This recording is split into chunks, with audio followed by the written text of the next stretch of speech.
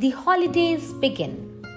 Anna lazed in bed for a while as she remembered that there was no need to rush to school. What would she do with herself during these 4 weeks, she wondered. She thought of the previous day's events and the time spent with Lena and David and smiled. Daisy was not much of a sports person, so she had given the entire event a miss while utilizing that time in her favorite artwork. Anna realized that as a result, she had not said goodbye to Daisy and not wished her happy holidays. Her mother peeped in to see if she was up, and Anna drawled out a sleepy good morning. Her mom greeted her back and asked her if she would like to come down and help her bake a chocolate cake. That shook Anna wide awake, for she loved chocolate cake. She quickly got up and said she would be there in a jiffy.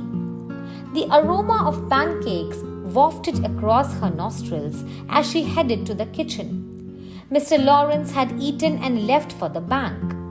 Rob was trying to shove some pancakes into his mouth while fresh ones were piled up for Anna to help herself to, along with some honey.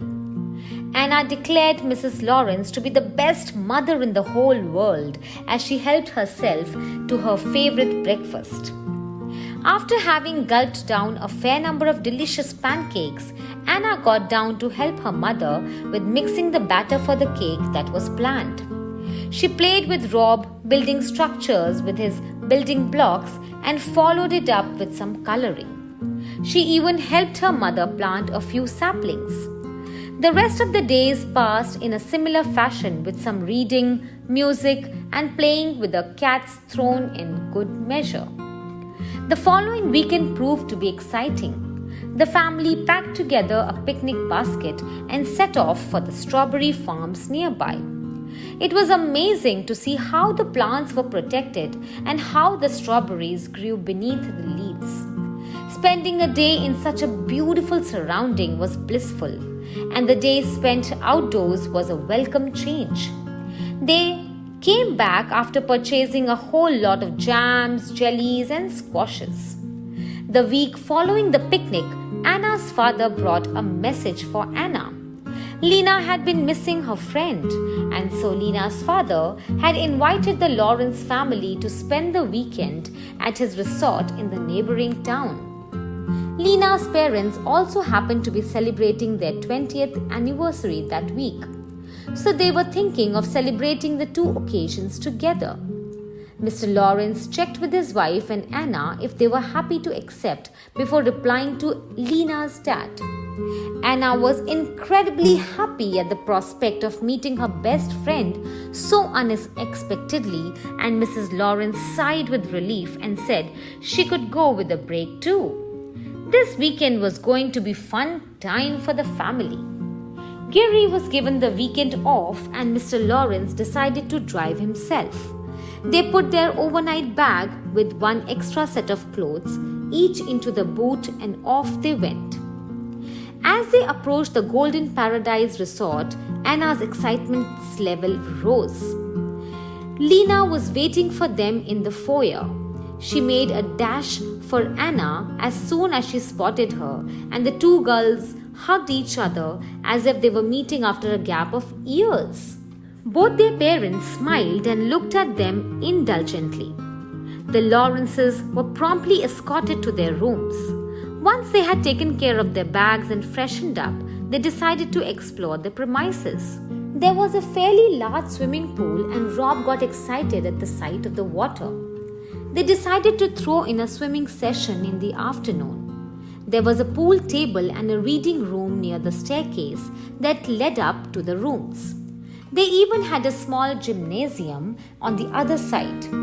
A small herb garden added to the greenery at the back.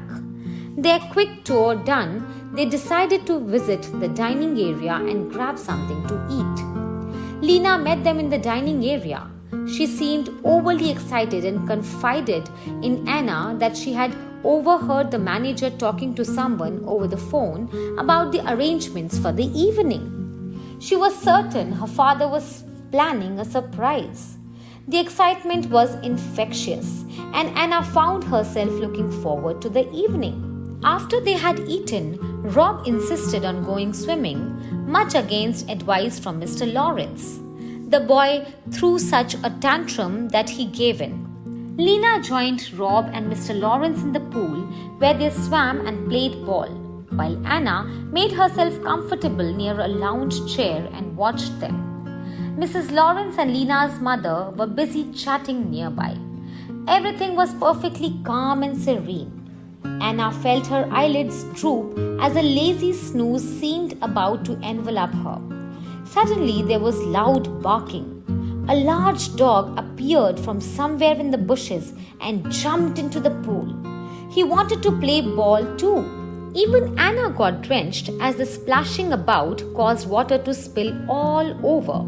Mr. Lawrence rushed to grab Rob, and the Doberman, with its leash trailing behind it, turned its attention on Lena. The girl was terrified. The waiters and management staff ran to the scene, and someone jumped in to grab the dog's leash. While all this was going on, Anna noticed through the corner of her eye an elderly gentleman who was reading at the far end, clutching on to his chest and leaning over. She rushed there as fast as her wheelchair could go and prevented him from falling over by supporting him and breaking his fall. She yelled for help and an ambulance or a doctor. They were in luck. There was a doctor in the resort who had come to enjoy a weekend break. He took over from Anna, attended to the gentleman, and asked for him to be taken to a hospital as it appeared he had had a heart attack. The excitement the Doberman had created was more than the old man's frail heart could handle. The doctor praised Anna for her presence of mind. He said if she had not broken his fall, the old man could have had some serious injuries, and that would have made the situation worse. Her timely call for help was remarkable, considering there was so much going on at the time. The entire staff started clapping for Anna as she blushed. Her parents looked on, proud of their angel. The excitement gradually died down as things returned to a semblance of normalcy. The dog belonged to the owner of a neighboring property who was most apologetic when he learned of the chaos created. They had moved in recently, and he promised to ensure that a similar situation would not arise in the future. He was a friendly dog who had only wanted to play. The elderly gentleman, Mr. Shenoy, was admitted to hospital and was stable. So now the evening celebrations could go on as planned. The evening brought a fair share of surprises. The dining area had been decorated with balloons and fairy lights. The pink and red balloons looked beautiful. Lena looked like a princess in her pink frock with red roses and laced them. A large pink strawberry cake was placed prominently with "Happy Birthday Lena" written on it. It was decorated with strawberries, halves, and slices. Anna caught her breath at the beauty of it all. There was a singer with his guitar who sang for them, and everyone danced. They played Passing the Parcel, and Anna was asked to sing. Her lilting voice filled the dining area and mesmerized everyone present. Soon it was time to gather around for the cake cutting, and here came another surprise. A small chocolate cake with a message that read, "Thank you, Anna," was brought in by one of the waiters. Anna was taken aback. Mr. Shenoy's grandson had brought the cake, it what was announced, and Lena and Anna cut their respective cakes together. The girls were thrilled, and so were their families.